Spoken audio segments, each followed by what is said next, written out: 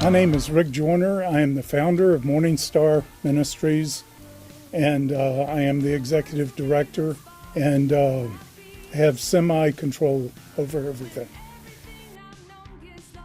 Probably my greatest passion right now, after getting closer to God, the most interesting thing we could ever do in our life is to, help people discover the greatest adventure they could ever live, which is the true Christian life, and to, walk with the most interesting, fascinating being we could ever walk with, get to know him, live for him, live with him, grow up into him, and do his will.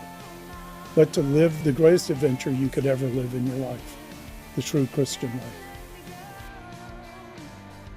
Well, my main focus lately has been the what we call worldview, which is a foundation for a prophetic perspective, where we sew in a knowledge of the scriptures, especially the prophetic scriptures that prophesied history, then go through them how this was fulfilled in history.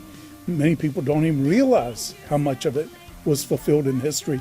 Besides, they know about the messianic prophecies and all, but almost everything was foretold.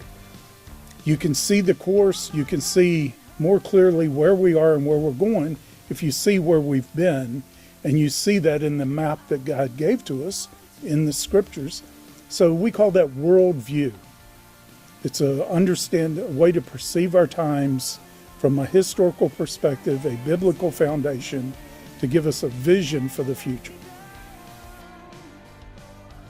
History came from the words, his story.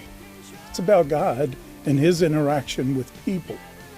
And we learn so much about him, the way he interacted with all these different, unique people in Scripture. And then we see it in history. We see it being played out again and again in history. He's the same God, he doesn't change. And we learn so much about his ways and about the ways of man, including many of the fallen ways of man. While we keep, it seems like every generation makes the same mistakes as the previous generation. They say that if you do not know history, you're doomed to repeat it. That certainly is proven to be true. We want to know history, not to just, be spared from making the mistakes, though, but what caused them to be successful. How do we recognize the opportunities of our own time, like some of the great people in history and in Scripture did, and to take advantage of those too? And it reveals a whole lot about what enabled people to really become transcendent leaders in their times, really impact their times.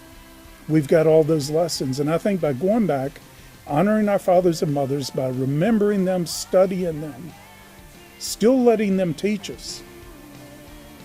The promise was that it will go well with you and you will have longevity, that your days will remain long on the earth.